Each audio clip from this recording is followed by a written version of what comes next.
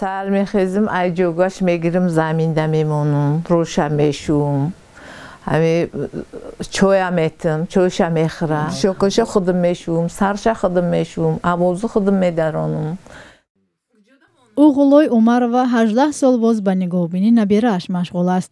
از همجان نبیره او معلول گروهی یکم است. پایهایش کار نمی کنند. تولد شدند همش سوز بود 100 پاییز بود.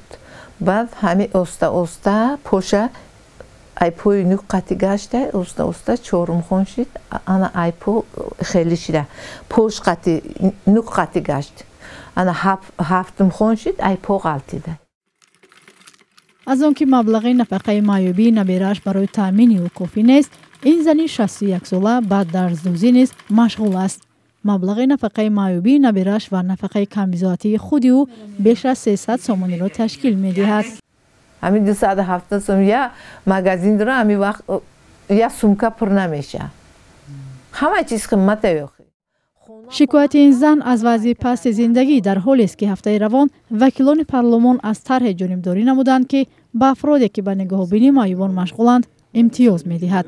تغییر علاوه ها به ماده 17 قانون نفقه که تعیین نفقه سقورتوی را در نظر دارد صورت گرفت. فعلا حجم میانه نفقه سقورتوی 271 سومانی است. شخصانی که برای نگاهبینی معیوبان مخصوصا معیوبان گروه یکم شخصانی که برای نفقه خوران برجا مانده که تا سن 80 رسیدند همین ها را گرچند سابقه کاری نداشته باشند همچون سابقه کاری به نظر گرفته شود.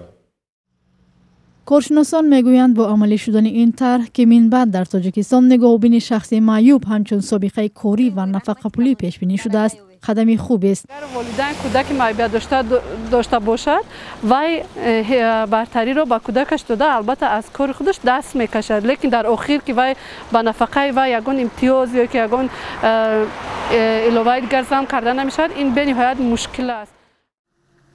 بنا به امور آژانسی سقورت اجتماعی و نفقه شماره نفقه گیران در کشور بیش از 700,000 نفر بوده 150,000 نفر همچون معیوب و یا افرادی دارای امکانیت‌های محدود به قید گرفته شدند. فرا گرفتن پرستاران معیوبان به نفقه در حالی است که حجم میانه نفقه در تاجیکستان 303 سومانی را تشکیل می‌دهد و ساکنان بارها خواستار بلند شدن آن شده بودند.